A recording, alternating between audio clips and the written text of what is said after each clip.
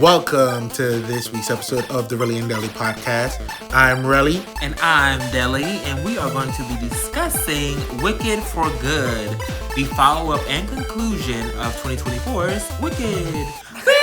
Yeah! Oh my God! Oh! The witches, the flame, singing. All right. So, just a little synopsis for you guys. Wicked for Good is the conclusion and second half of the Wicked duology. This is a reimagining of The Wizard of Oz from the perspective of Elphaba, the Wicked Witch of the West. Do keep in mind that this story is not exactly connected to The Wizard of Oz, nor is it an exact remake of the musical, which isn't an exact remake of the books. Right. This is its own take on the story. So, Wicked begins sometime after the first film, where we see Elphaba has now been framed as the Wicked Witch. In the movie, there's a line that says, it's been 12 tides. So this is actually like a year after the first movie. Okay. Which does give them time to get where they are in the story, because things have changed. Right. Okay. Glinda now has the moniker of the Good and is under the thumb of Oz and Madame Morrible, while Fiyero leads the army into finding Elphaba. This story follows both women as one fights for truth and justice, while one wrestles with her own complacency and sense of right and wrong. Delectable. Mm-hmm. So, this movie is very much that. In my little research, I do have a couple of factoids and things to talk about as far as the books, because it was a good point. For you who don't know, Relly wrote this synopsis. Shout out to him. Thank you. So, because it's like, it's that thing where it's like, it's a copy of a copy of a copy, but it's not exact. So yeah, that was a good point to put, because the OG movie, 1930-something movie, about 80 years ago, is an adaptation of the books, of which there are 14 original books written by Frank L. Baum. And from what I understand, the Dorothy storyline doesn't even start until maybe book 4 or 5. I did hear that. So, there's a whole bunch of other stuff going on there. And he wrote these from 1900 to 1920. Which is kind of crazy, honey. He's doing a book a year, bitch? Yeah, roughly. I mean, there's 14 of them. So, he was working. And, these books are like over 100 years old. Yeah. So, the sickness in me and the completionist in me wants to go back and read these. Mm-hmm. And I believe I am, but then I found out other stuff. So, after his original 14, 26 other books were written. Right. By 3 other authors, ultimately comprising what they call the famous 40. There's 40 different Oz books that are all canonical, all have the blessing of the publisher and the family. And there's not even to mention like these offshoots that are recognized by the Frank L. Baum estate. Right. They're not written in the series, but they're recognized as being a part of. Yeah. So it would be quite the ordeal to read them all, but I ain't afraid. I ain't no slouch. Well, you could report back. And I could do a movie review. Maybe I'll do a book review for each one on my solo channel. Yeah. Maybe. Trendy Vision. Check me out. So, and so that leads us to the Wicked series itself, for which this movie is based on. Right. And that was done by Gregory Maguire. And that's been done and going since 1995 up until this year. Yeah. There's even a new book proposed next year. With that new book proposed next year, that will bring it to 10 books. In the Wicked Wicked series. Yeah. And so, he mentioned he was going to do a Glinda prequel. Right. But that makes sense because he just did an Elphaba prequel. And I didn't realize that. I mean, if you're going to balance that out, like you're going to really get into their childhood. So I understand that he did Elfie's this year. It's called Elfie. Like a Wicked Childhood. Oh, he actually did the book. Yeah, it came out. It's already out. Oh, okay. Yeah, I thought you were saying that this was that. And I was he wrote a book for that this year, and then next year he's doing Glinda's book. For sure. I think it's like an Enchanted Childhood, Glinda or something like that. Right. So I'm like, okay, that makes sense because the first I heard of it was that he was doing a Glinda prequel. And I'm like, well, that's weird. Because I feel like we dip into that enough here. But I didn't realize that he had just released an Elphaba prequel this year. Okay. So, way to capitalize. I mean, yeah. And we're going to talk more about this story. But some of the things that, online I've seen people's, opinions on it. And their critiques of it. To me, a lot of it wasn't. They were baseless because their critiques were in the Wizard of Oz ABCDEFG, in the book Wicked ABCDEFG, in the stage play Wicked ABCDEFG, and this isn't those things. You know what I mean? I'll soon give you the book. I'll soon give you the book of Wicked in the stage play. Yeah, but especially especially Wizard of Oz. It's like they're not the same. I the way I perceive this. The concept of Wicked, not even this movie or the book or whatever, but the idea of Wicked to me was very like Lion King 1.5, right? Where it's like, okay, here's everything that was happening behind the scenes, right? Cool stuff like all the lions bowing for Simba were really knocked out because Pumbaa passed gas. You know what I mean? Yeah. It's like little things like that it's like, oh, from your point of view, this is what was happening, this is what was happening. And I found Wicked very interesting because I like those type of things. Like, oh, you thought this is what was going on? This is really what was happening. You know? I think you had a key point there from your point of view, your perspective.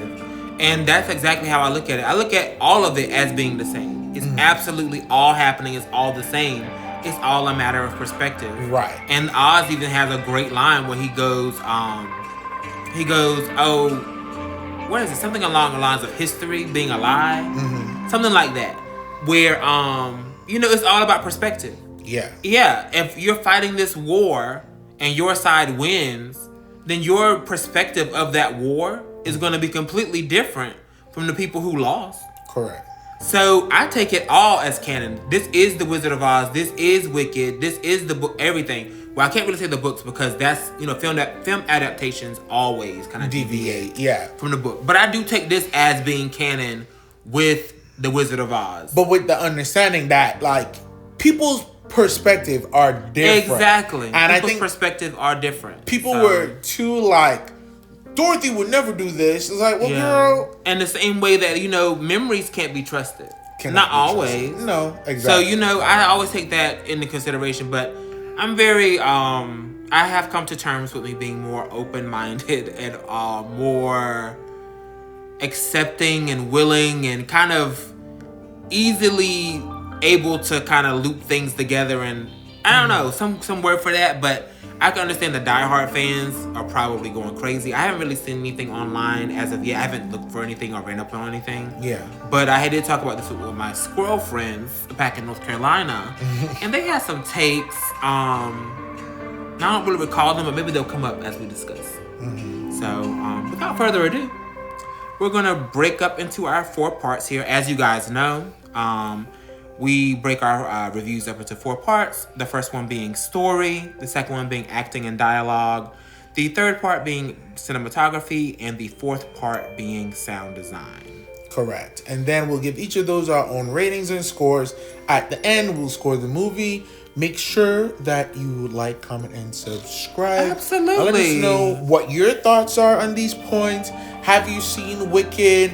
Are you going to see Wicked after this? But we also want to make sure that you know that this is a full spoiler review. Correct. Normally we try to hold back a bit. We give our takes as always. Yeah. But we try to hold back a bit on some key plot points or key plot twists. We don't want to reveal the story, but this is such a great story, and we have so much to say that this is just a full spoiler review. It's coming out about 2 weeks after the movie came out. So we just want to give you that full, disclosure here. Cue the alarms, ring the alarm, copyright. But right. Yeah, we're gonna be digging into it. We're gonna go through our points, and if what comes out comes out. Exactly. We want to hear from you guys as well, so definitely let us know your takes. But yeah, let's jump into it. Off the top, off the gate. Oh wait, what is it? Off the ropes. But off the ropes. That's what they used to say back in the day with like wrestling. Oh. You know, and I think I played a video game before, and they're like, off the ropes. You jump off the top rope and you. Oh, well, I know. You know, yeah, off the ropes. I never heard nobody scream that shit. Oh, excuse me. We're keeping that in. Right. So for the story, I mean, you know, we pick up. But first, give it your score. Oh, we talked about score first. I always do. Oh, excuse me. For the story, I gave it a 9 out of 10. I did too. I gave it a 9 out of 10. You know, we pick up a year after what went on at the end of part 1 of Wicked. You know, spoiler alert again. But yeah, they've decided to part ways, Elphaba and Glinda. Elphaba's out here for justice, and Glinda's just like, girl, I can't go against this. This is what I always wanted. Yeah, I gotta do what I do. So don't. I gotta make my money, baby. But yeah, so now Elfie is kind of like this this justice warrior, you know, kind of like a Robin Hood almost type of thing, where she just kind of shows up and, well, not really a Robin Hood, because Robin Hood was loved by the people. Right. Yeah, she's been cursed with this moniker of Wicked, and so everybody thinks that she's bad, and they're trying to construct a yellow brick road, and she's trying to foil that plan and really just let everybody know the truth about the wizard. He has no real power, and it's all manipulation. Yeah. So, yeah, and her biggest thing that she's doing is, you know, freeing the animals.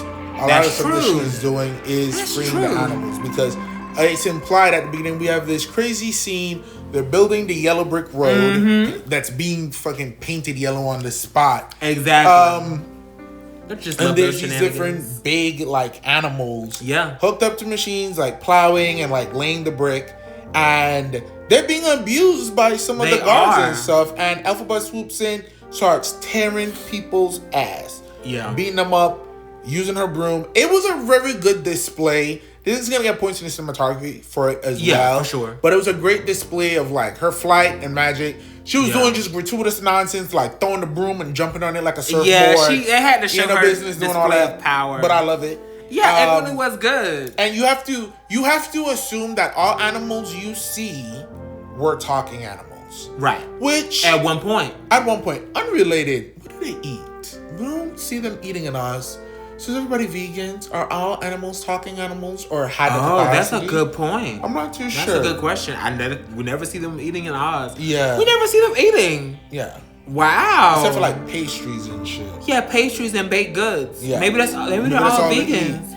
But they're gonna be going towards meat eaters, because we're about to dehumanize these animals. Which is crazy. So we see her free some of the animals, you know. They try and stop her. Somebody trying to like whip her ankle with like this little flail. And she dragged that heifer to and fro. Absolutely. And she was able to get out of there. And then, you know, we see a cut to Glinda. Glinda is living the high life. She is. Glinda is up in the castle. She's in Emerald City.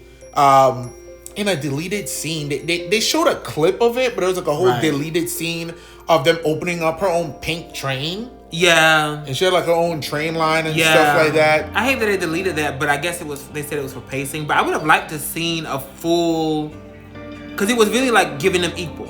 You had a full scene, a full like welcome back to meeting Elphaba. Right. And then you had a full to do, it seemed like, of welcome back. This is Glinda.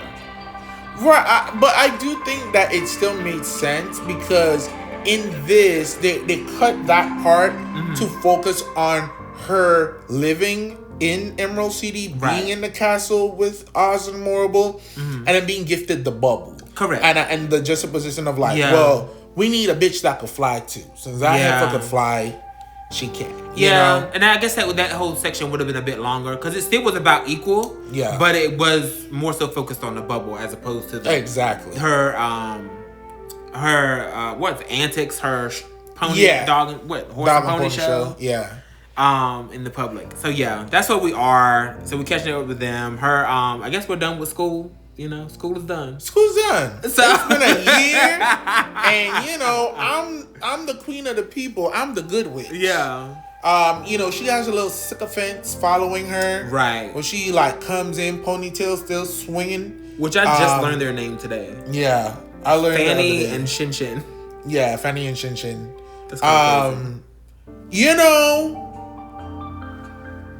we'll talk about acting and drama. But you know, we see her having the time of her life, but we get to see more of like moral. Yeah. You know, flip it around. Yeah. Wicked Witch. Okay. She a bitch. I think she did an exceptional job. For her. We get to see her really have less and less patience for Glinda. Right. Because she's like, Glindy baby, you're the one I was stuck with. I did not choose you. I never liked you. That's a really good point. I never thought you were anybody. I wanted Elphaba. Right. But, you know. I'm stuck with you, so I'm going to do the best that I can. With you. And I mean, Madame Morrible is a PR genius. Yeah. So she gone, you know, shake the masses. Spin away. Yeah. Spin some shit. Yeah. And yeah, it was, I think it was a very, very cool thing to see. Overall, the story, I give it a 9, but there's certain things for pacing for me. I do too. That didn't make no damn sense, right? I have some things. So, there were flashback scenes that just, in my opinion, you have to insert those flashbacks somewhere in the original Wicked movie before she got on the train, because the day she went to the train is the day shit happened, defying gravity, met the wizard, and she's been on the run ever since. That's true. So when the fuck were you, Nessa, Bach, Fiyero, and Glindy Bear out there in fields and having picnics and shit? Because we didn't see it. We didn't see that. I didn't think that was a problem. I thought that was very sweet. Because you don't always, and that just goes, it speaks more to the narrative that you don't always know everything that's going on. I understand that too, but if that was the only instance, then maybe, right? Yeah. But at first I was like, is this a dream of like what could have been? Then it came up like at least 2 or 3 times. I was like, okay, so we're to believe that this is memories you've had and y'all had these exact moments and stuff like that.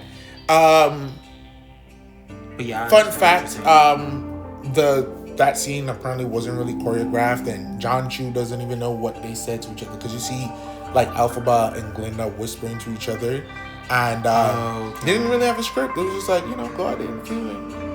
It's a beautiful scene. Gorgeous. And I guess that was a callback to the original Broadway poster with the whisper. I could see that. Was. Yeah. But he was never really, there was no script or anything. Yeah. So he was like, I never knew what they said to each other, and they haven't told anybody what they said. And I love that. I love that for the lore. It's very cute. But that is very beautiful. But I see what you're saying. There were other pacing things. We know in the finale, while, you know, Mama was defying gravity in the original Wicked, we see her bastard daddy drop dead of a heart attack. Oh. So now I forgot about that. That he did that. Yeah. So, you know, we kind of see Nessa Rose now is like a governess or something there. Governor. Yeah. Senator. And she's there overseeing the place and Munchkinland and everything in the east of Oz. And Bach is there with her.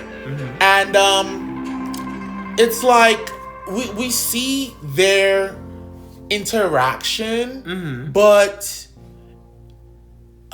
you know, he immediately like wants to break up with her. Now, if you remember last year when you watched Wicked, he always wanted Glinda, and Glinda was you know, you should be nice to Nessa. This and he did it cute. because he loved, like he had a crush on Glinda. Right. You know that thing where you have a crush on somebody, so you pretty much do whatever they want you to do, even if it's like not be with them, it's like be with somebody else. Right. It's like, be nice to her. Be nice to her. But it just kept being a thing where he couldn't leave. It seemed like it snowballed. Now, you choosing to leave when you did, Bach, made absolutely no sense to me personally. Really? Absolutely. That made sense to me. Not.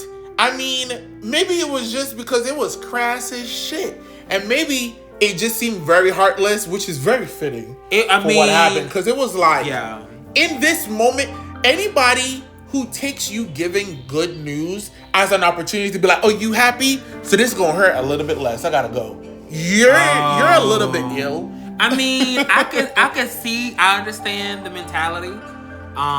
You're feeling really good right now, so this is probably the best time to tell you some bad news. So there's just, you're on a 10, this may bring you down to maybe an 8, maybe a 5. But if you're already at a 1, and I'm telling you bad news, I don't want you to go into the negatives. False. So for a lot I think that's the mindset. And of course, yeah. But for a lot of people, when you're on a 10 and you haven't been for a while and stuff was wrong, your daddy died and your sister flew away and everybody watching you because they wanted you to be a wicked witch bitch just like that green heifer, and you finally find some peace and something good, for then that person to be like, oh, I think it's time now that you're okay and you got through your depression, I'ma go. It drops you beyond because it's like the moment I'm finally like, wow, I finally leveled off and this feels good. And I've been accused of doing that, and I had to learn because I had that mentality too. It's because you're afraid of waiting for things to get bad again and then dogpiling. But jumping on somebody's good moment, I've done it before and it's never worked out in my favor. It's always made things exponentially worse. So seeing it, I was like, damn. See, I've never done that. This is crazy. I just, You can understand it. I can understand it. Yeah. And that might be my mentality. I don't know if that would be my mentality. Maybe. I mean, I definitely don't want to tell you something bad while you're already going through something bad. Ideally, I would wait until you're at a 5. A neutral, right? Yeah. Neutral. But don't piss it on people's. When they're up. Nah. Yeah. And I definitely agree with you on. Well, not fully agree, but I see what you're saying about the flashbacks. Yeah. And that just brings me to my ultimate why this got a ding for me. Why it's not a 10 out of 10. I mean, the story is a story. You're based on a book, so I don't really. That's why I have to do my reading. I have to do my research. Right. Come see me in about 2030 when I've read all the books. Goodness. And I've seen in and out of all that. But anyway, so I would have liked to have had those beautiful moments like that, because what it's giving is that after the dance in part 1. Yeah. That they were friends, as a group, as a squad for a long time and had a lot of adventures together. It's really given that part 1 was years. Really, it's kind of giving that because you go to school, you go to college for 4 years. Yeah, you would have to assume, honestly, because.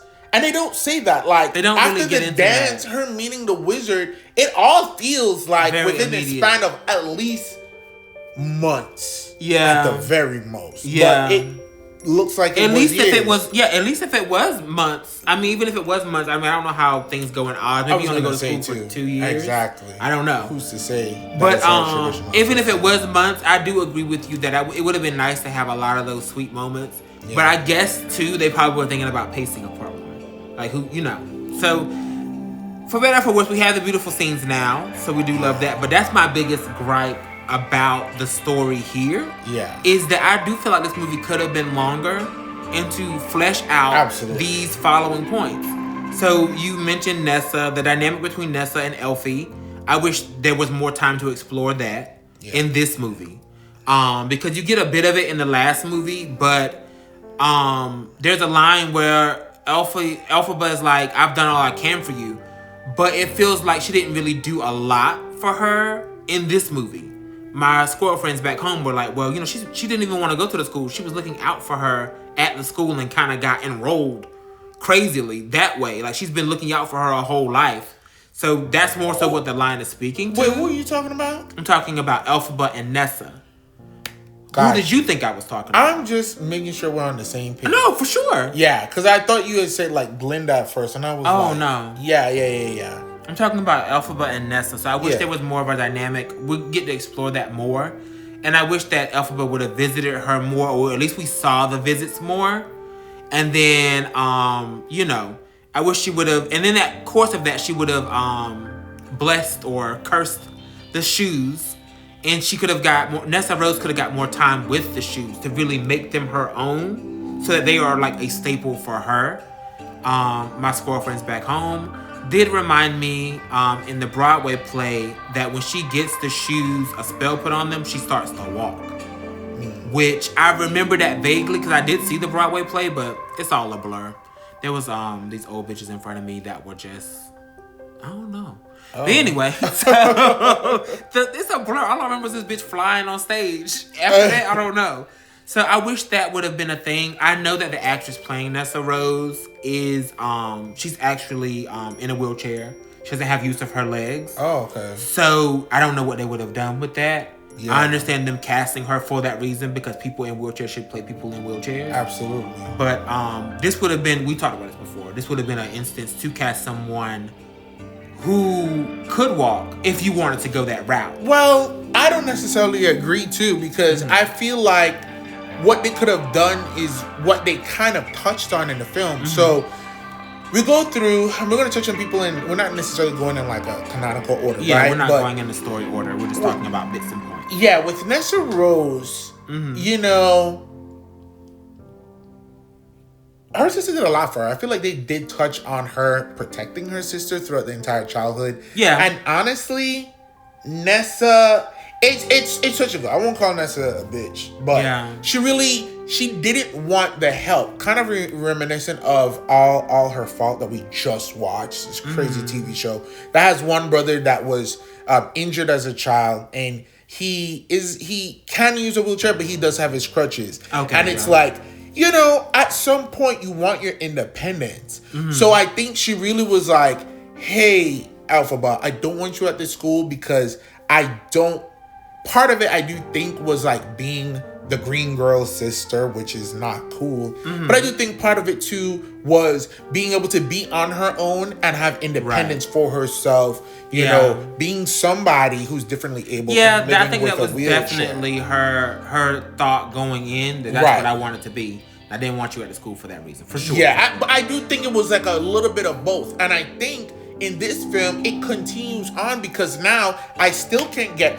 First, I was a green girl's sister. Now I'm the Wicked Witch's sister. Right. And a lot of her stuff and the bills that were passing over her desk as a governor was being scrutinized because it's just like, oh, she gonna be a witch just like her sister. You better do this or you better not. And she had to fight with her morality that way. But then when we see Elphaba show up, unfortunately, Elphaba does show up specifically to ask for help from Nessa. And while you had a horrible relationship with your father, you didn't have to go to the funeral, and especially since you're on the run. But I do feel like Elphaba could have made an opportunity to at least get there and like explain to Nessa, I'm not evil, this is what's going on, I gotta go. No, I'm not going to Daddy's funeral because he got BITCH and I have to go. I would have liked more of that. Like just them kind of conversing, and also like more of a descent for Nessa.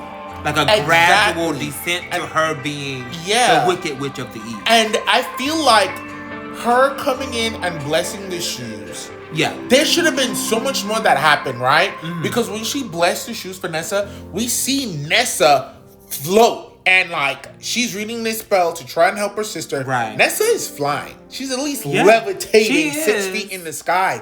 And I loved how the shoes burned like a ruby red. And she's like, she feels like her feet's on fire. Yeah. But then she was flying and she didn't care. Yeah. And I feel like if we had seen Nessa be confined to her chair still, but then be able to fly. Yeah. And then people be like, this bitch could fly. The only bitch who can fly is the Wicked Witch. And then her sister could fly. Yeah. And then watch people's, you know, perception of Nessa change. And then have her start to be able, because she does read from the book. She does.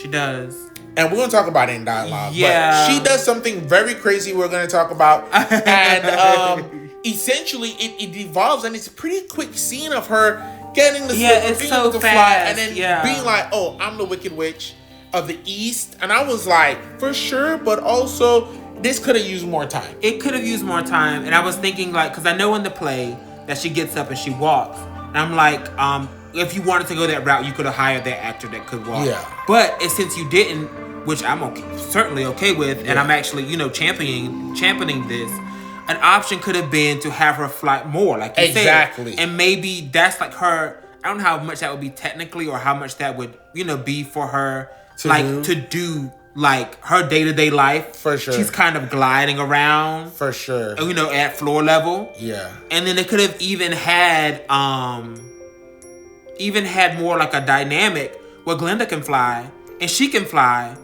Nessa Rose can fly, and now Elphaba can fly. Like, everybody can fly. Like, so these are really like some 3 powerhouses or something. Yeah. So they could have went down that route too. But I do agree they could have spent more time with it. It was very, very, very quick. Yeah. And I would have also liked, on the note of Nessa, more of the interaction with Bach, because Bach also seemed like it was just like, boom. Exactly, because like he immediately Yeah. was just like, all right, time to go. And I We gotta break understand up. his urgency. It was his delivery.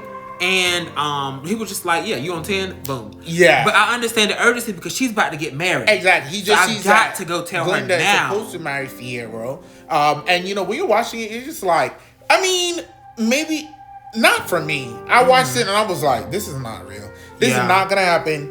Glinda, he do not like you. And the same way you pushed Bach on Nessa, you kind of pushed yourself on Fiyero.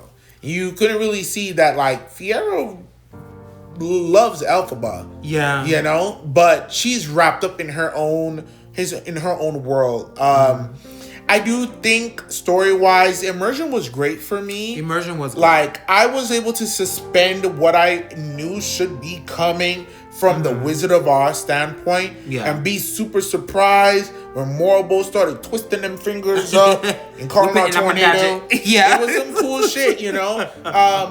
You know, the Tin Man, so Bach becomes a Tin Man because of a spell gone wrong. Yeah. And seeing that happen. Were you surprised by that, or did you know that he was going to be the Tin Man?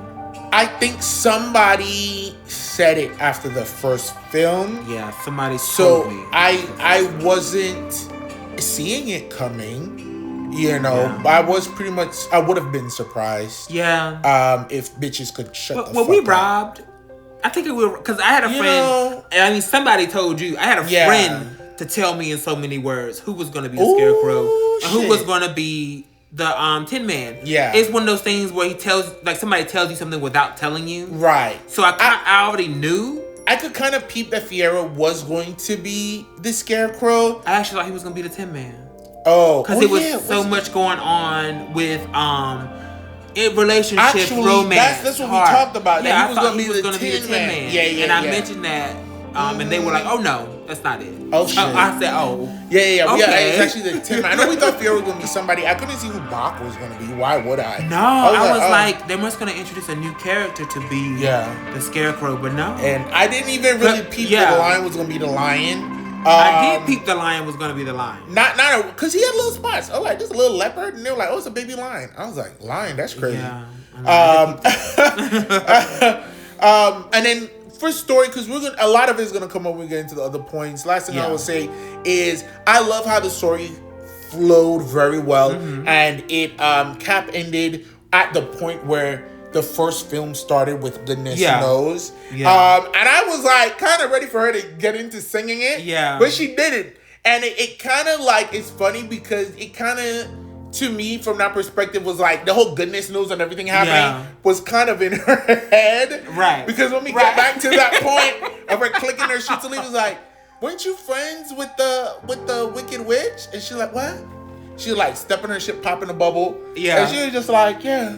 Which is said we went to school once. She says off into the distance. You could almost hear the fucking helicopters over Fallujah, which is one of my favorite things when I see in media. Like somebody like getting lost, and you know, like, okay, she's very much lost in the mindset, but she comes back, and it just continues on. Like, fucking iconic. It was very hilarious. Glinda's psychosis. Yes. Like, but back. All in all, the story was good, man. All in all, the story was good. It was really good. I have a couple of more points on the story. I would have liked, we mentioned in passing, Cowardly Lion. I would have liked more time with the Cowardly Lion to make it make sense better, if you could. Right. And I mentioned that for me in my acting and dialogue. Just because, like, the words, I put those under dialogue because the words being said made less sense because of the pacing, sweetie. Yeah. What the fuck? And I do have a hot take here. Ooh. Somewhat of a hot take. Maybe a hot take. Go ahead. Again, the squirrel friends mentioned it. We talked about it. I mentioned it to them, and they didn't seem like it was that much of a hot take. But I could have done a Wicked trilogy. Absolutely. And I would have liked I would have done Wicked Part 1. The one in between would have been, well, you know what? It would have been some of the story. Because the third movie would have been something like a remake of Wizard of Oz. The third movie in the trilogy. So you would have to insert some things here and there. But hear me out. So, but you know, she would be with this Tin Man and this Scarecrow. So you would have that dynamic of this Tin Man who's feel wronged. He's out for blood. And then you have the Scarecrow who is like trying to protect her. Elphaba. And that type of thing. And meanwhile, while you're following Dorothy and whatnot, you also get some more tidbits with Glinda and Elphaba as well. Just to kind of, I don't know, I feel like it would have fleshed it out more. Because there's a running joke of never seeing Dorothy's face in this. Which I actually loved. I think that's hilarious too. Yeah. That's very hilarious. But I think that would have been something I might would have liked. I can agree, except for the order should be flipped. It would have to be Wicked. The order is completely the second part would be the Dorothy right. part. But and then we showed all of that from that perspective with tons of them, and then Wicked for Good on the third end being like, okay, this was kind of what was happening on the back end of that. Yeah, it was just you kind of have to run with your memory of the Wizard of Oz if you've seen it or seen it recently. So giving us a little bit more, showing how because Fiyero becomes a scarecrow. Right. And the whole thing about the scarecrow is that he's brainless, right? If I only had a brain. The best song in the original Wizard of Oz movie. It's the best song. Okay. But he was the only person I don't think we got to see really embody that thing. Yeah. Because we didn't have. And he would have kept him a secret. Exactly. The whole movie. He would have been brainless by playing clueless with Dorothy. Exactly. And he to knows lead everything. where he's supposed to go. And he's the one who knows, and it's on an act. But we don't get to see him do that. And that's why I wanted that third movie. I mean, the order could be whatever the order is, but what I want is for us to see them turn into those characters here, and then have them to go on the adventure with Dorothy, and them being like the happy maybe-go-lucky that we saw in 1939, but behind that, you know, there's really intentions. Like, you know, the Tin Man knows a lot more about what's going on here than he's telling Dorothy. Yeah. And then we can explore maybe the Cowardly Lion that way to kind of get more insight on him. Even when you look at, like, when Dorothy leaves in The Wizard of Oz, again, we understand that these things are not necessarily canonical or connected. But, like, you can have fun with it. Because when Dorothy leaves, she's like, I miss you most of all, Scarecrow. Like, why would she say that to Fiyero? Right. What was Fiyero doing the entire time? And that's stuff to explore. Exactly. The things like him not being able to fall asleep during the whole poppy field. Awake. And, like, how much of it is he manipulating, you know? And then Elphaba doesn't even really know. He's really working with the flying monkey, you know, to kind of align things, to get this girl up out of here, get their shoes, get her over there, protect Elfie, and wrap this shit up so people can have peace and knowledge. Exactly. You know, so he seemingly had the biggest role behind the scenes, and a part that we don't get. And I would have loved to see that, because they definitely kept him, like, you know. I think it should have been a TV series. I could see 10 to 12 episodes. Excuse me, I could see that too. 10 hours of, like, let's really gut this. Yeah, so what we got now, about 6, 7? Yeah, because there's other things too. They showed, like, Glinda as a kid, unnecessary. Yet they cut out a scene in the original film, allegedly, where, you know, Elphaba tells her, like, maybe you're having a difficulty with magic because your life is so fucking easy. You don't need magic. What you need magic for? You know? You did mention that before. So it's even less impactful seeing her be a little kid. But I think the best thing that came from that scene is, like, when she tried to do magic and couldn't, a rainbow came out. So it's like that thing where, Glinda, you're not special. You're not even good. But you are lucky. You're fortunate. Right. And it really kind of highlighted how things just always fell into Glinda's lap. This is a forecast for your life. The entire time. Yeah. And it kind of also punctuated when things didn't fall into her lap. Right. And she, you know, she know how to lost Fiyero and stuff. Oh, yeah. Okay, so let's move on to the next category, which is acting and dialogue. Acting and dialogue. I gave it a 9 out of 10.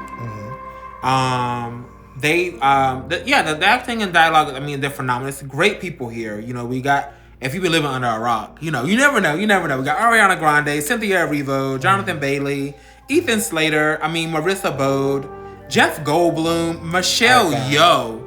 And Coleman Domingo as the Cowardly Lion. We also got Bowen Yang. Which was ridiculous. Yeah, that was ridiculous, but I was looking at the cast list and I'm like, I guess everybody has to be somebody. Yeah. Because, the Scarecrow is Jonathan Bailey. Yeah. The fucking Tin Man is Ethan Slater. Yeah. So who's the Cowardly Lion? It's Coleman Domingo. Icon. And honestly, because they were giving him, I knew he was somebody, I couldn't tell who it was. Right. But I knew he was somebody because they were giving the Cowardly Lion lines. Yeah. And it was very good. And he looked so scared. Oh, bless him. Child. But we're going to get into that with Relly in a bit. But you know what I'm going to say. But I ding them because I feel like some references and lines were shoehorned in. And I didn't like that. Like, there's a line that Elphie has where she's like, I'm off to see the wizard. I'm like, well, girl, okay. I'm not even mad at that type of stuff. Yeah, I know what this is for. I know what you're doing. Yeah, so. I feel like they did it better in part one. The references and lines right. kind of more organic. But here it just felt like, okay, girl. Yeah. All right. It's fan service, but it is. The bitches who live, they did that for the people they know they had to do that. I did get a little chills and whatnot because this Wizard of Oz is such a huge deal. Mm-hmm. For me, like growing up, that was something we watched every year when it used to come on TV every year. I don't know what it is about my mom, but she really liked the Wizard of Oz, and so she introduced it to us. And so now me and my younger sister Ashley really love the Wizard of Oz. So this is giving me that, just modern. It's all my friends that I've been growing up with, just a different take. Cause now I'm an adult, they're an adult, so it's more adult themes. I don't know, it's something there. But anyway. I feel like I'm a fan. Maybe I'm not a hardcore fan, or maybe I'm not the person who wants those lines. But I just feel like it could have been done more organic. Lines like that. They had a few of them, but that's the only one that comes to mind right now. But yeah. Okay. For me, acting and dialogue, I give it an 8.5. And I had half a mind to give it less. Okay. And it's really because, as we said, the spacing was nonsensical in my opinion. The pacing was horrible. It falls back on the pacing. And let's see, biggest pain points. They're addressing moments of growth that did not exist. If you wanted to showcase, first of all, we're going to talk about sound design, right? The song, it wasn't even my favorite. But for the lion to come and interrupt this little animal underground railroad to be like, fuck this bitch. This bitch freed me from my cave. We should kill her. Oh, she now I'm mad. And I'm a scared little pussy. Heifer. No. That's to me. And that's the thing. It does go back to pacing because it's like, girl, what the hell is what now? Now, one thing I will say, when she freed the little lion, I don't really remember what the fuck she did with him. She released them somewhere. She released them, but and what does that mean? You're an animal in captivity being released into the wild. You're going to die. You can't just take something from captivity and then drop it in the wilderness with it never having been out there in the wilderness. Its instincts are different. It's now kind of domesticated. It can't fully be domesticated, but so, and then he doesn't have parents. So that's his life and how he ended up here. Exactly, but we didn't get to see any of it. I would have liked in the opening sequence when they were showing the Wicked. That would have been very smart, right? The opening song, which is Every Day More Wicked. If they had used that and then shown scenes of the lion struggling for a year to go and live and get beaten up and not be able to find food, and he's a little bit small and emaciated because he doesn't know how to hunt, and he's doing all these things. When he came around and was like, fuck that witch, it could have had some more gravity and weight, right? The moments of, Glinda and Elphaba, again, they had the little flashback scenes to kind of be like, nah, they were really friends. They did a whole bunch of stuff. All of us as a group. Yeah. But then it was like, it just didn't, it wasn't cohesive and it wasn't realistic. And then they said things that didn't make sense. Elphaba, right? After Fiero's death. Spoiler alert. She's like, fuck this shit. I'm wicked. I ain't never gonna do nothing good again. Proceeds to do nothing wicked. Then they do an evil thing. Besides singing in the middle of that castle. Flipping around. Which was gratuitous in my opinion. I didn't really enjoy it. Because now if you was out there shooting fireballs and you actually killed somebody. That actually is a good point. You didn't really do anything wicked and then did the most selfless act in the history of acts. Which was? Sacrifice herself, destroy her image, protect Glinda, free that little shoe-stealing wench, Dorothy. I don't really hate Dorothy, but it's just meant to say. But she did a whole lot of selfless shit, and it's like, mama, when are we gonna get the magic? When are the bitches gonna die? Because you just said you're gonna be the wicked. I'm pissed. Yeah. And you did nothing wicked. I guess she said the song of the song. To me, it's moments like those I couldn't give it a high point. But of course, the acting was great. Say what you want about my sister, but Ariana Grande, absolutely, ain't down. She did. Her development was so good, not just in her delivery of her dialogue, but also in her singing. We're going to touch on that next. But the post-wedding scene, and she was in her tears. That was really good. And you could see the hurt in her. Say what you want about Michelle Yeoh singing. Her acting is phenomenal. Yeah. Anybody saying she wasn't a good Morable, please shut up. Bitches were on our fucking Twitter account trying to be like, and I'm like, my question was like, why did they pick her when she can't sing? The real reason was, she was friends with John Chu. John was like, I want you in it. She was like, no, I cannot sing. I'm not doing it. She rejected it several times. He said, you're going to do it. She's like, I'm going to do it. Sister's a check. Don't you ever turn down a job. Take it. I appreciate you turning it down as many times as you did. She said it just wasn't for her. And then, I don't know how much of a singing role she was supposed to have. It wasn't much. Maybe they took songs from her. But she did an amazing job. She was done with Glinda. She was the most fun to watch was Michelle Yeoh's Madame Morrible. She was cutting that heifer eye. She was not playing with her. And she was like, girl, I'm not nice. The school is done. I'm out of here. Please don't make me start twisting these fingers up and drop a tornado on you, bitch. Yeah. I'll wreck some shit. Okay? Right. Flip it around. Wicked witch. And don't you forget it.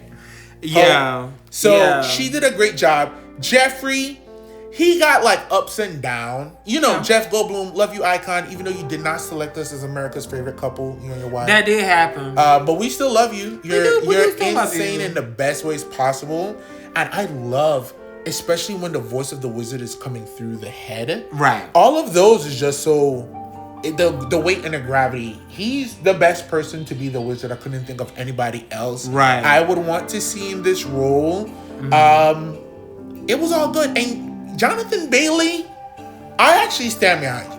He was really good. I was like, he did a really good job. Whatever. Because in the first part, he really was just like, he's the hot guy. He's the heartthrob. Everybody loves him, you know. He's sexy because everybody says he's sexy. Mm-hmm. But in this, he really, he showed some heart. He really was giving it. And because he had room, to do so. To do so and grow. I think the worst scene for me is the fight scene after... So Glinda, after the wedding is ruined, she tried to marry Fiyero. Mm-hmm. Fiyero was like... So you think Fiyero... Well, if you were a basic bitch, you probably thought that Fiyero had turned his back on Elphaba. But the real ones, OGs, triple OGs, know that he would literally never.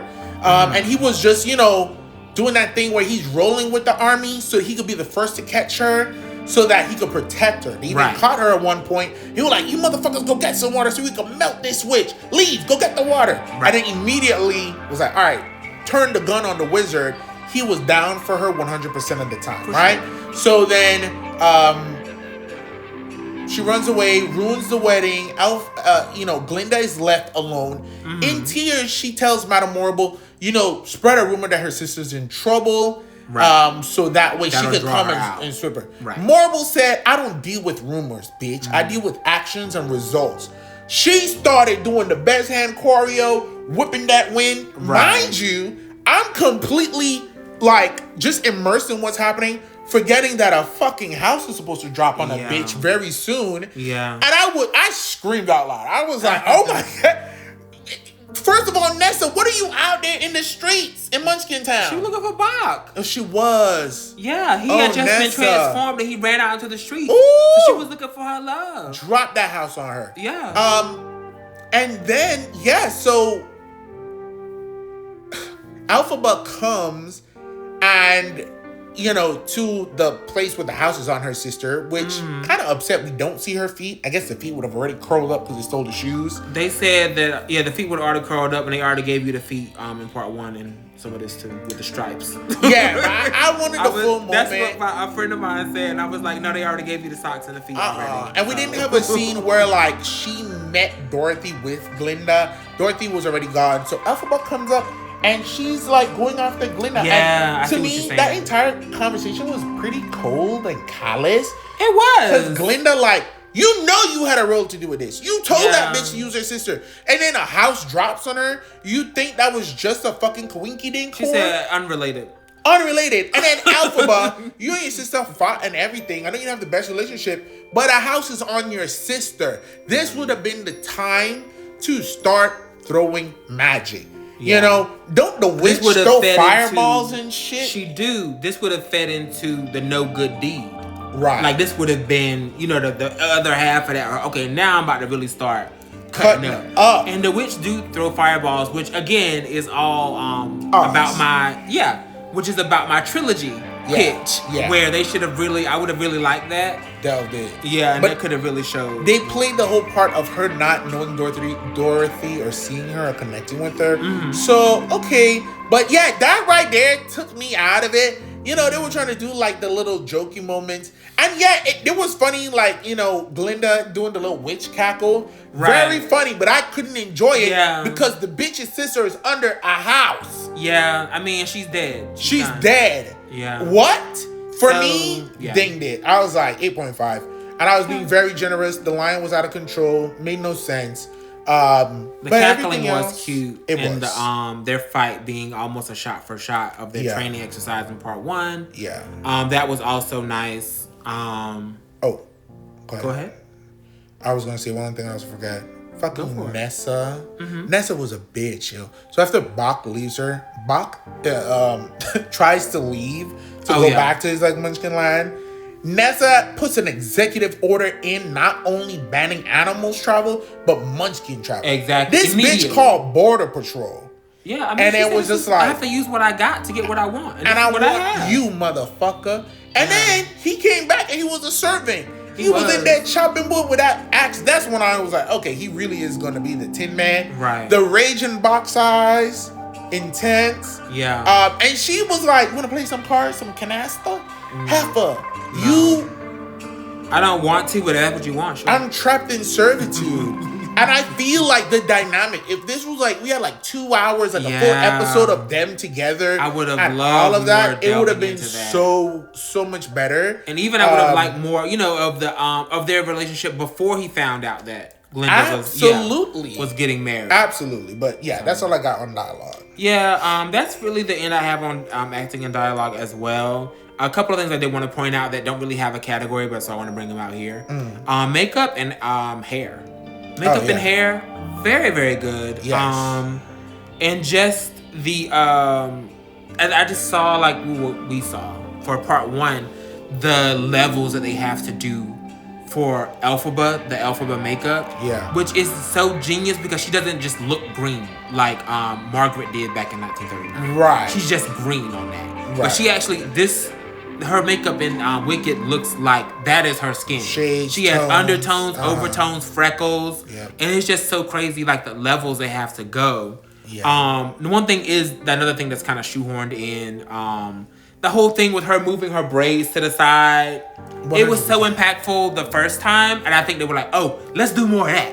For sure. So I'm like, you don't really need to do it as much, but I understand the nods, but that was kind of shoehorned in. But the hair is great. Yeah. The hair is great. For sure. I understand and I agree. Absolutely, absolutely. So are we going to do sound design? Cinematography. Cinematography. Okay, that's what I have. Great. I'm in the right order, believe it or not.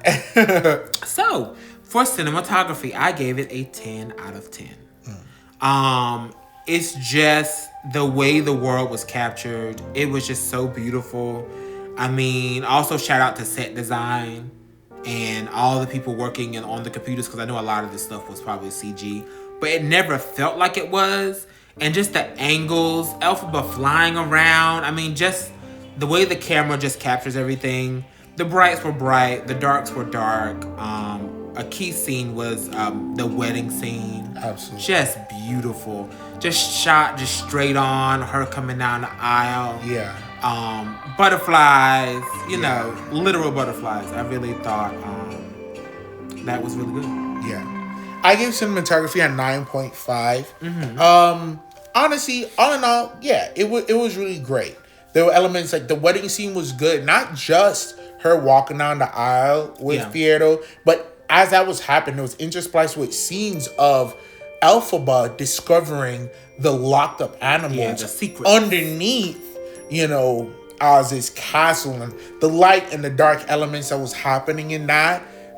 It was something that was probably one of the most powerful scenes in the film. Yeah. They made very good decisions, like little things that we talked about. Nessa's socks, the silver slippers, because the original slippers in The Wizard of Oz were silver. It's supposed to be a commentary on the silver shoes with the golden yellow brick road, and it's about capitalism and how together with silver and gold will we be able to not be in hell financially, whatever. It's the 1900s. So. But it was changed to the ruby slippers. And for them to change it back to the silver, but then when she's flying, for it to become the ruby, best of both was really good. Love that. I low-key wanted them to also be covered in Nessa's blood at the end, and that's why they were red. It would have made it more dark, very much, and it would have made it something else. Or maybe after the magic, they stayed red, or always had a red glow to them. I don't know. That's the way I assumed that after the magic, they were always red. Yeah, but it was still silver in the actual film. Exactly. But I did enjoy those type of things. They redid the finale for good. They wanted to do like sweeping scenes, and I think they filmed some of it, and they were like, we spent a lot of the budget doing this big like sweeping Oz scene, and then they redid it, and they were like, it needs to be an intimate moment with the two of these girls, and then having them behind the door for the end of Singing for Good just made sense. It's a very intimate song. Yeah, not everything needs to be so showy. One of the reasons too for me, like, No Good Deeds, I was like, okay, one, where the fuck did you get this castle? Because you were just living in the woods a couple days ago, weeks ago. I don't know, but you were on the run. Fiero's family's castle. Missed it. Yeah, he mentioned that there's a castle. They have several properties, but they do. There's one that they don't live in, and that's where she was going. Okay. That's where she went. Right. This was after they was out there in the woods. They were supposed to go together. Yeah. Got you. So she went. Okay. Makes so much more sense. I do think that one scene, though, while she was singing with the flying monkeys, was gratuitous. And it was like, I would have liked more of a budget of you.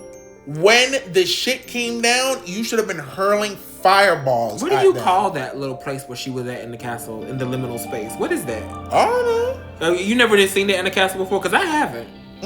Okay. Just making sure that we all on the same page here.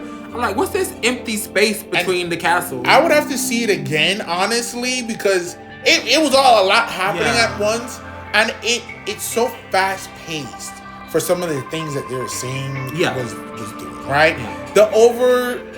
Some of the imagery when she was doing the spell to turn Fiyero into the straw man to save him was good, but then I feel like even him getting beat up could have been a little bit more violent. But this isn't as dark of a film as the book was. You want blood? I'm just saying, Okay. Like when we do the behind the scenes stuff, like I like wanting to get a little bit more gritty. But all in all, I think it was pretty successful what they showed. Yeah. I feel like that scene with him getting beat up and stuff was a lot. But I think it was because the whole cornfield and the scarecrow post / Christ cross. Yeah, it was a bit much. I was like, ooh, this is a lot. Yeah, but it was taking me somewhere. I could have gone a little bit more, but it was a lot. And I understand what you're saying. I do think it was good. This movie just doesn't.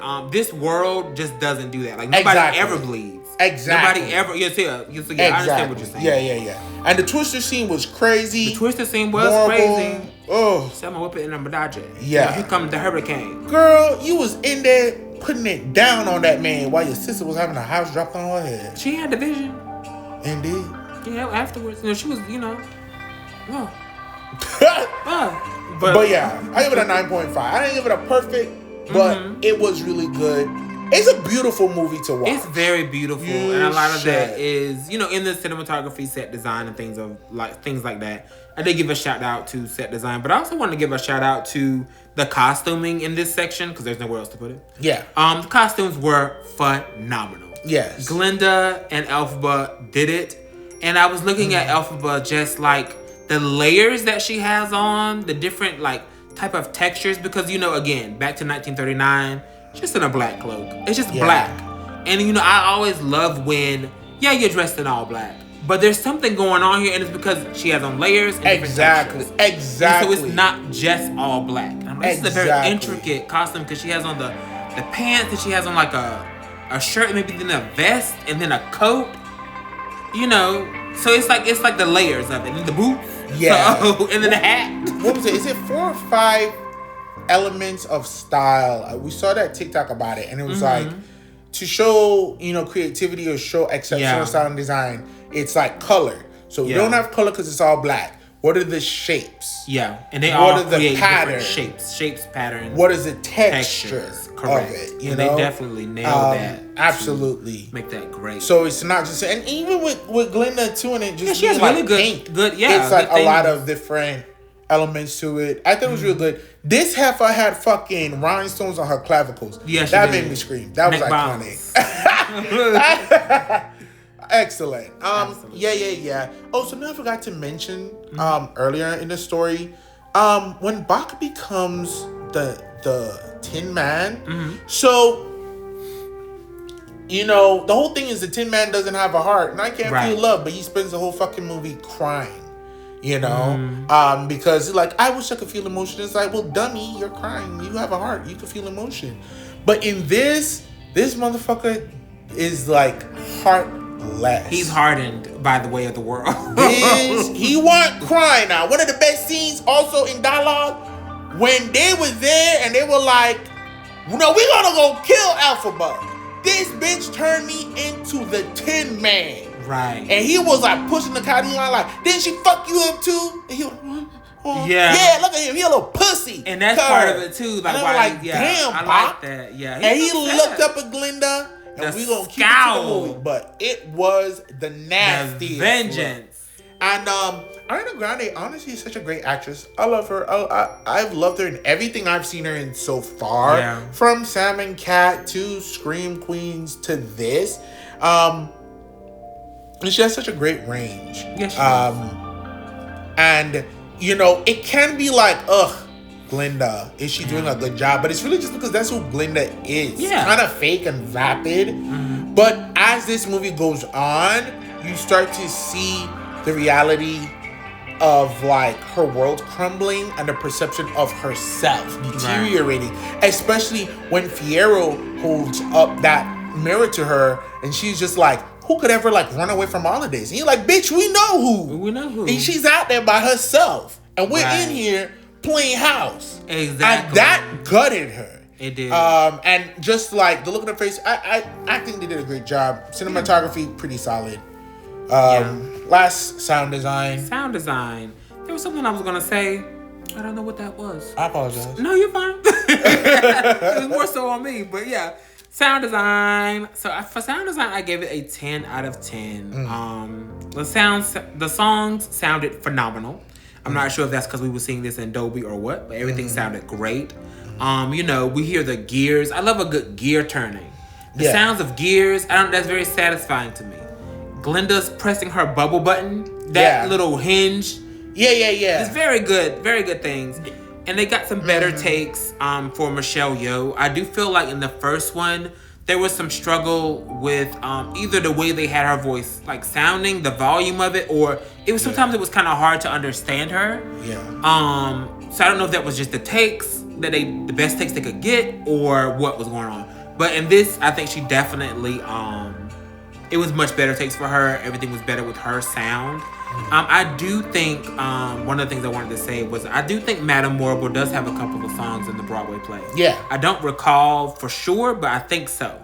But she never had these full songs in this. Right. Because she sang on like 2 or 3 songs. A couple of things. Yeah. A couple of bars, but nothing big. I'll let you talk about sound design and then we'll discuss our big songs or favorite songs. Okay. For sound design, I give it a 9. And I probably liked a little bit more songs in it. I probably liked 3 songs in this one as opposed to the first. Grew up in the band, in the orchestra. Yeah. Performed we did plays and musicals. We did Hansel and Gretel. We did Falstaff. I do not like musicals. It's just not my thing and my vibe. Yeah. And I think too, because for me, I like order and balance. And a lot of musicals, the songs are singing about every day and real life and real time comings and goings and actions. So it's not concerned with it being a catchy tune or being a song that's like, one of the only songs I really loved is a very structured song, which is going to be happening. We'll talk about that. But all in all, the music was okay, but the sounds of it was very genius. They started off the film with Every Day More Wicked, and that really was touching on No One Mourns the Wicked. Right. It's to the tune of that. And then I think Elphaba has a song that is, interpolated with The Wizard and I. They do a lot of that. When Nessa sings, Wicked Witch of the East, at the end, it's interpolated with We Deserve Each Other, which she was singing to her and Bach. So those type of things are so fucking smart. The first film was so successful. The music is so good. So you sowing those seeds throughout the entire score. The music was beautiful. Just even the instrumentals, the songs and the lyrics wasn't something that resonate with me, but the music itself was very good. And I think that the score was so rich and it built gratefully into For Good at the end of the film as a big finale. And I think it was successful as Defying Gravity, in my opinion. So yeah, I think their sound design was great. Moments like where it's like the tinging of like Bach's feet while he's moving. Yeah. Something I didn't think about, like you said, every action had a sound. Every time she popped the bubble, it was on time and it was right. Every time she clicked on that little step, the thing whirred and it made the bubble come up. Yeah. And those are little things that people take for granted. But you look at lower quality produced images and movies and stuff. They don't care about a lot of those things because it's time and money. And I think everything was done with intent. Yeah. So yeah, very much. I agree, and good point on the on Bach's 10-man feet. Yeah. I think you also hear maybe some heels. I know you heard some heels in the first part, but I don't know if you heard any heels in this part. Click clacking. Oh yeah. So Yeah. But I do feel like the big songs of this were No Good Deed and For Good, to be equivalent to Defying Gravity, because of course Defying Gravity is the biggest song of part 1. Yeah. My favorite song on this is No Good Deed, and I don't know if that's because it interpolates Defying Gravity. Right. I don't know. But she said she had to scream out for her love, and I love the drama of that. But you had a great point. Like she did all this and nothing bad came of it. You ain't killed nobody. But she really did a protection spell. But yeah, and one of the things I was gonna say, I don't know how I feel about this. The book, the Grimoire, it compels them. I don't know how I feel about that, because it seems like whenever you read it, it just compels you. Because there's several lines, like even in part 1, where they don't know what they're saying. They're just saying it. Right. So I don't know how I feel about that, or I wish there was some mention of it, like what kind of compels you. But go ahead. I feel great about it because I think the line that would have explained it is the one where it's like, magic comes from pain. Okay. It comes from that experience of I need this thing. And when you want or need for nothing, why would you be able to do anything magical? I think is what they were trying to say. But that's what it looks like from the lens of this film. And, you know, I need to make this right for my sister. I need to bring her some sort of peace and happiness and give her her legs. I need to protect Fiyero.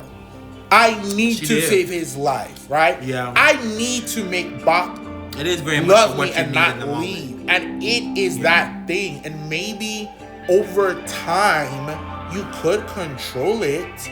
Probably. But it's been a year. A year is not that long of a time. It's not. You know, to deal with a book about ancient magic. To really develop your craft, to deal with a double hinge tone. Exactly. You know? and I do think at the end of the film, that's why Glinda was able to use magic. I thought that was so beautiful. All of the pain and hurt that she's finally experienced, she finally understands what that is and has a need to be able to use a book. Right.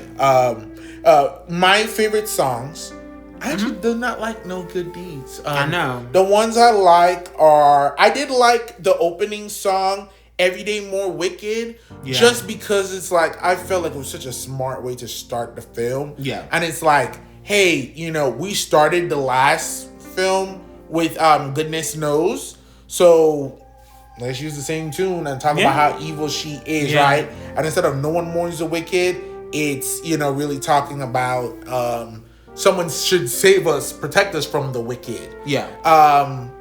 I also loved Wicked Witch of the East. I thought that was just very quick, very good. And I loved how at the end of it, it's so painful. And then, you know, it gets those lines from We Deserve Each Other. It's I didn't even realize that until you. I mean, I could hear it. You know, you know that. Oh, I know this. Yeah. But I never really put together exactly like these. A lot of these songs have an interpolation. From the first part. Yeah. Favorite song, and I think one of the best moments that touched on the cinematography of what was happening with the scene, the dancing and everything, the acting in her body language, her face, the step away that she had with Fiyero in the back, being gutted by the reality that, like, you're nothing like Elphaba. You, not only could you not stand to her, you don't have the integrity that Elphaba does, but it really was revealed to her that he loves her more than he even likes me. Is her singing Couldn't Be Happier.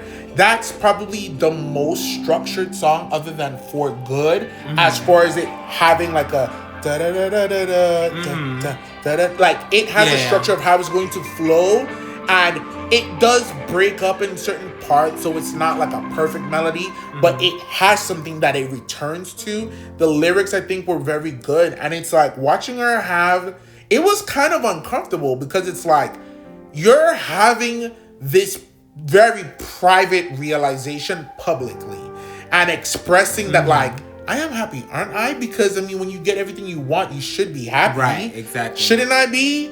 Because what else do I have? I mean, I have nothing except for everything I thought I wanted, so I should be happy. So I am happy, right? And it was like, you know, watching Marble watch her like, nah, heifer, and then the crowd watching her like, what's going on? Yeah. And then, you know, she like snaps back in and just sings with like, I'm happy, bitch. And everybody was like, yeah. Right. And starts dancing, and it's like, we ain't got no time for none of this introspective. Yeah. We need this to be exactly what it is. Correct. And I feel like she was more operatic in the first film, which technically comes after everything that we're seeing in this film at the beginning with Goodness Knows. And I think that her voice in this, she used a little bit more of like her full voice, especially on Couldn't Be Happier. I wonder if that was intentional. I think so. Yes. Art. When you watch certain things that she was saying on how she thought about how she should be with Elphaba, Ariana put a lot into it. From how she walked and talked to her facial expressions to show an evolution of the mindset, which is super difficult to show an evolution from the first film to the second film. Parts of the first film come after the second film, and keeping track of all of those things so that it makes sense. I truly have faith that she did that on purpose. And I think too, maybe even with Morable's in the beginning, everything she said was fake. everyone was so fake in the first film. Right. It was her pretending to be this big and everything is amazing.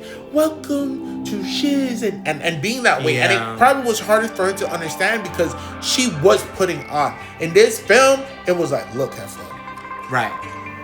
I've got you where I got you where I want you. Just do that what I tell you. Shut the fuck up, Glinda. Yeah. Because I'm really tired of dealing with you and even listening to your little squeaky mouse ass. And it was so cool and biting. She looked amazing, sounded amazing. And I do think all of that was intentional. Of course, For Good is the best song to me of both films and the entire franchise because, you know, just even the idea, I'm wicked for good. I'm doing wicked things for the good of people. I'm wicked forever. You know, because I knew I've been changed for good, for the good. I've been changed forever. So I love a play on words. And I love the duality of what they were saying. I love how it starts with parts from Defying Gravity. And going from unlimited to like the limited line. And, you know, for her to feel like she's the limited one, yet you're the only person doing magic other than Morrible the entire fucking film. You know what I mean? And Nessa got a peek of her magic in there, but you've done so much, but for you to still feel that way, it's, for me, my favorite song. Yeah, and I had a point in the story where I was like, this is a very cynical and sad situation because she doesn't get, like, she never was able to prove that, you know, the wizard was a liar. She was never really able to. She wasn't able to do any of that. And that line was such a heavy hit for me. That line switch from unlimited, just how all your dreams, how much you can do, untapped potential, all that stuff, to now saying I'm limited. Like she went from being so empowered to just being like, oh, I guess I really can't do this. Yeah. And so she had to create this crafty ass scheme to get out, you know. Yeah. And that moniker, all that stuck. Like to everybody knowledge, you were the Wicked Witch. You are dead. Yeah. We are happy you're dead. You are nothing more than that. Yeah. And you know she out in the desert. And having to sacrifice herself for Glinda's image because of Glinda. She knew, like, if you try to play my name, that's just going to tarnish whatever good sense you have. Do what good you can from this. Yeah. And then having that immediately go back to the beginning of Wicked with the goodness knows. And, like, you know, even starting the film, you kind of know things weren't as they seemed when she was singing that. For sure. Yeah. Any final thoughts? I don't know. Very great film. Yeah. You can't watch this with a super critical lens. There are, I want to say, glaring faults when it comes to pacing and then the line delivery and the growth that we're supposed to imagine happen with these characters. Right. I mean, minute to minute. Yeah. You feel what I'm saying? Maybe there's a lot of they were saying something and then like within like the span of a few minutes, it's like, you know, this big struggle between her and Elphaba and Glinda that we just don't see a whole lot of it. We don't see the line struggle. We don't get to see Fiyero pretend to be brainless and support Dorothy. Even when they were doing the campaign to go after her, we don't hear Fiyero talk. It was about the Tin Man and the Lion. Yeah. And I think even in that scene, giving your moments would have been so good. But for what it is, I think it was a successful film. Beautifully done. The vocals are there. I think the acting was there and very strong. And I think it's going to encourage a lot of people to delve into it, watch the original, read the books, but keep an open mind that you're not watching the same adaptation where everything is supposed to align easily. You gotta use your imagination for some, and other parts of it, just accept that this is a different telling. Yeah, I didn't know people were up in arms about that. The girls are upset. And you know, that's the thing about fan bases too. Some of them are just so well, yeah. They're just so like locked in that way. Yeah. And I wish they would, you know, it wasn't like that, because I would have never have thought like, oh, this isn't right. This isn't like XYZ. Yeah. But you know, everybody's different. I was thinking a lot of it is disingenuous because it's social media. And you know, people just say something wanna, just to say something. Yeah. Okay. I think that part. I think that is too. Because I feel like Yeah, there's definitely some people on there that are just there to rage bait. What's the craziest thing I could say to get the most attention? Yeah, and people do want attention. So all in all, my score was a 9.5. I really have no real complaints about the movie. I just wish I had more of it, and that might just be my my gluttonous behavior. But yeah, that's my biggest gripe. Everything that I really had a gripe against, it could have been solved by just having more time. More time. And maybe, for a marketing standpoint and, maybe it all made sense for them. But yeah, all in all, really good movie. Great songs. I think the way to watch this is to watch both parts back to back. Absolutely. I think that's really the way to watch it. Just so you can get all the carryover and everything and just a nice, story all in all. Yeah. But yeah, 9.5 from me. I give it a 9. With everything, it added up to a 9. Yeah. But yeah, truly a great film. Mm-hmm. Glad we watched it. Absolutely. I will have my eyes peeled. I enjoy a lot of adaptations of The Wizard of Oz. Mm-hmm. I love seeing it from, Oz the Great and the Powerful. I thought that was very interesting. I thought it was really good too. That one Wizard of Oz show, I loved it. Emerald City. I wanted to watch it, but didn't, and nobody watched it. It became canceled. But I enjoyed it. But maybe I just don't have such a strong, tie mentally to the original film that I'm able to enjoy it. But people are all over the place. But definitely take a look at this film. It should definitely still be out by the time this comes out. I don't think it's going anywhere anytime soon. It's gonna stay in theaters. It probably won't be gone until the new year. I don't think it's gonna go. But yeah, thank you so much for tuning in on this episode of the Really Undelly podcast. Thank you. Make sure to like, share, and subscribe, and comment. Let us know what you think about the movie and this review. Exactly. And make sure you tune in, you said? Yes, tune in with us on Friday. Well, actually, tune in this Wednesday for our first Wildcard Wednesday. Wednesday! We're going to be giving a full season 1 review of Beauty in Black. A show that was forced upon me by multiple people in my family. Yeah. And by the end of it, I didn't have a bad time.